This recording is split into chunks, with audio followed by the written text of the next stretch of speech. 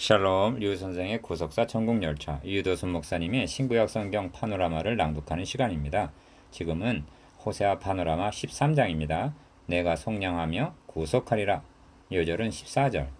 내가 저희를 음부의 권세에서 속량하며 사망에서 구속하리니 사망아 너의 재앙이 어디 있느냐, 음부야 너의 멸망이 어디 있느냐.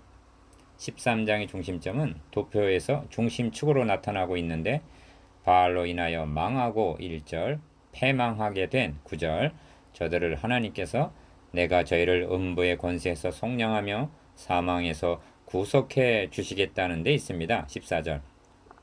이것은 하나님께서 주권적으로 이루어 주시겠다는 말씀입니다. 그렇다면 사람이 한 소행이란 무엇인가? 또 하나의 축에 나타나 있는데 나를 잊었느니라 6절, 나를 대항함이니라 9절, 그 하나님을 배반하였다고 말씀합니다. 16절.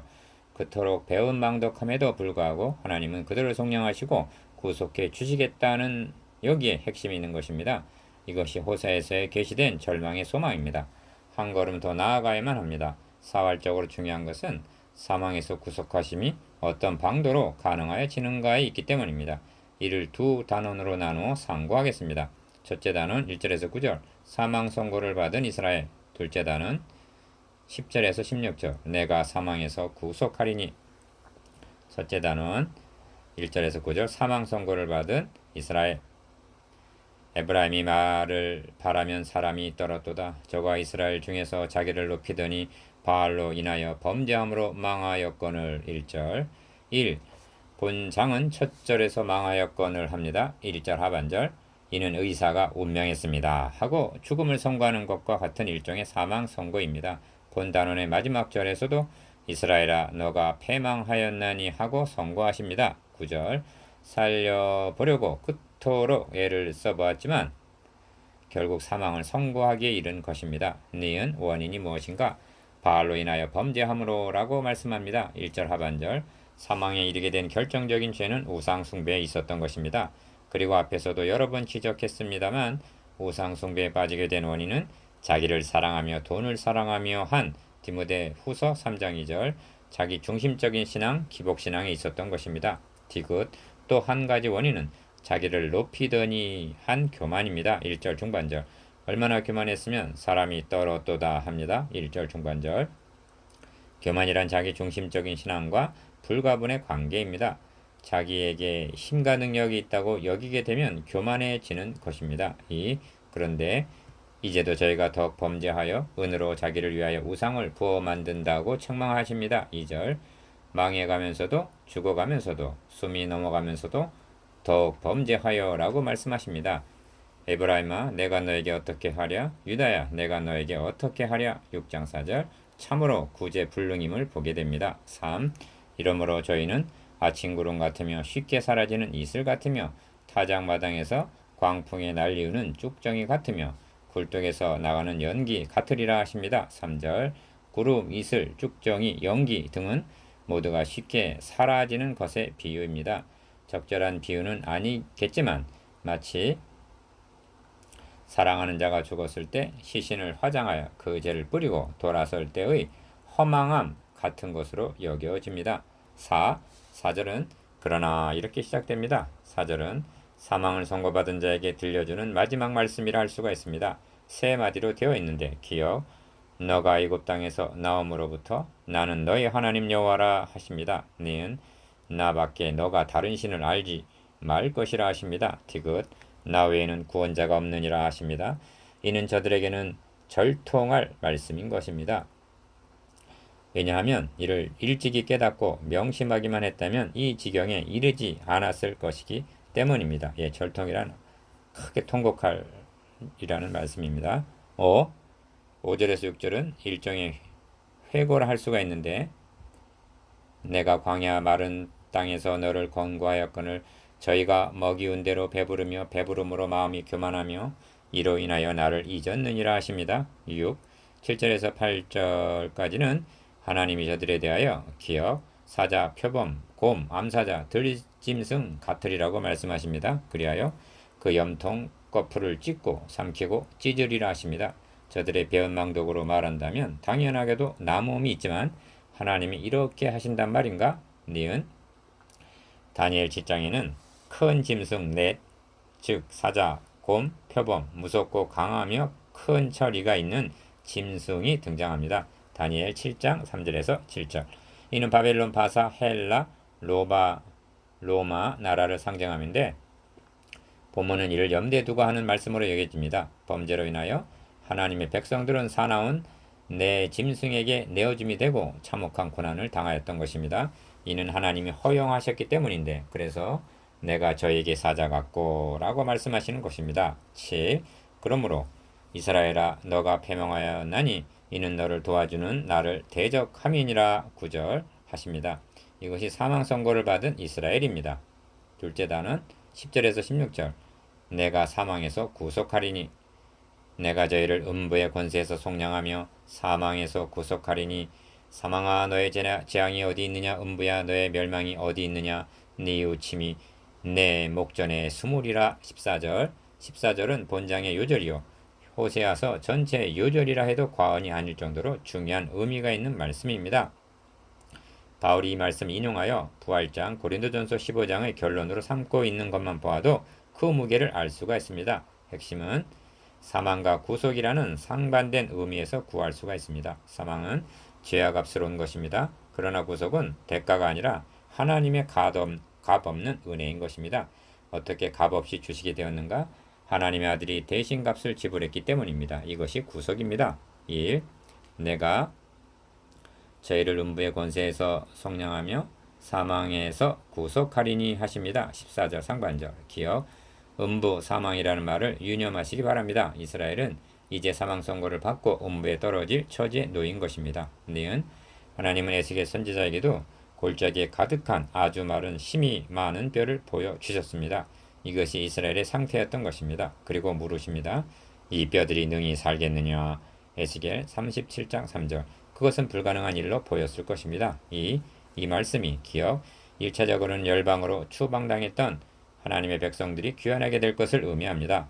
그러나 하나님은 홀로 유대인의 하나님뿐이시뇨 또 이방인의 하나님은 아니시뇨 진실로 이방인의 하나님도 되시느니라 그렇습니다. 로마서 3장 29절 하나님이 이루시고자 하는 구원 계획은 이스라엘 백성들을 애굽에서 또는 바벨론에서 돌아오게 하는 것으로 완성되는 것은 아닌 것입니다.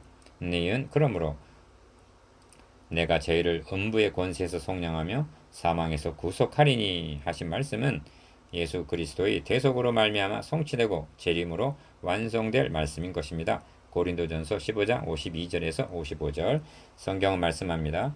맨 나중에 멸망받을 원수는 사망이니라. 고린도전서 15장 26절 3. 극한적인 시련 중에서도 욥은 이런 믿음을 고백합니다. 내가 알기에는 나의 구속자가 살아계시니 후일에 그가 땅 위에 서실 것이라. 나의 이 가죽 이것이 썩은 후에 내가 육체 밖에서 하나님을 보리라. 욥기 19장 25절에서 26절 4. 구속이 얼마나 귀한가를 시편 기자는 이렇게 진술합니다.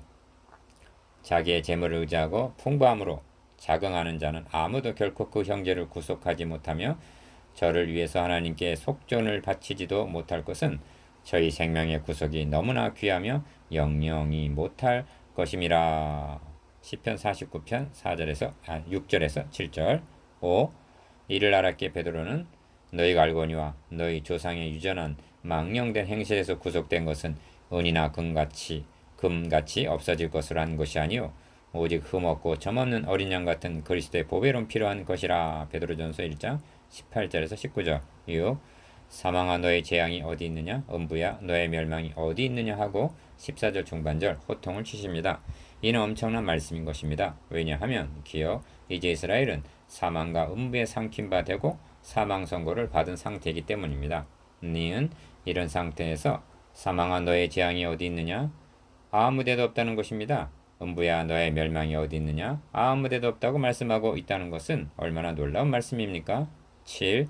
어떻게 해서 사망의 재앙도 음부의 멸망도 없다는 것인가? 기억 성경은 말씀합니다. 그 그리스도도 또한 한 모양으로 혈육 육신에 속하심은 사망으로 말미암아 사망의 세력을 잡은 자 곧 마귀를 없이 하시며 또 죽기를 무수함으로 일생에 매어 종 노릇하는 모든 자들을 놓아주려 하심이니. 히브리서 2장 14절에서 15절. 니은 다시 말하면 사망이 이김의 삼킨 바 되리라고 기록된 말씀이 응하여 졌기 때문입니다. 고린도전서 15장 54절. 8. 그러므로 사도 바울은 본문 14절을 부활장에서 인용하여 사망아 너의 이기는 것이 어디 있느냐, 사망아 너의 쏘는 것이 어디 있느냐 말씀하면서 우리 주 예수 그리스도로 말미암아 우리에게 이김을 주시는 하나님께 감사하노니 하고 고린도전서 15장 55절에서 57절 승리의 계가를 부르고 있는 것입니다. 9. 그런데 이런 일이 즉흥적으로나 임기응변적으로 이루어심이 아니라는 점을 인식해야만 하는 것입니다. 하나님에게는 임기응변이란 없습니다. 기억. 이는 이미 창세기 3장 15절에서 여자의 후손은 너의 머리를 상하게 할 것이요 하고 선언하신 바의 성취이며, 니은 아브라함에게 내가 너에게 큰 복을 주고 너의 씨로 크게 성하여 하늘의 별과 같고 바닷가의 모래와 같게 하리니 너의 씨가 대적의 문을 승리를 얻으리라. 또 너의 씨로 말미암아 천하 만민이 복을 얻으리니 하고 창세기 22장 17절에서 18절 세워지신 언약의 성취인 것입니다. 10. 이토록 선하신 하나님께 인간은 어떻게 보답했는가? 기억. 전에 너가 이르기를 내게 왕과 방백들을 주소서 하였느니라 하고 10절 상반절. 옛날 사무엘 당시 그들이 왕을 구한 일을 말씀하십니다. 그때 하나님께서는 사무엘에게 그들이 너를 버림이 아니요 나를 버려 자기들이 왕이 되지 못하게 함이니라 하고 말씀하셨던 것입니다. 사무엘상 8장 7절. 니은 저들이 왕을 구한 일이 얼마나 괘씸하였으면 수백 년이 지난 이 시점에서 이를 상기시키겠습니까? 그래서 내가 분노함으로 너에게 왕을 주고 진노함으로 폐하였노라 하시는 것입니다. 11절. 10일 그러시면서 저들에게 물으십니다. 기억. 너를 구원할 자 너의 왕이 이제 어디 있으며 너의 재판장들이 어디 있느냐? 10절 하반절. 없습니다. 구원해 줄 자란 아무도 없습니다.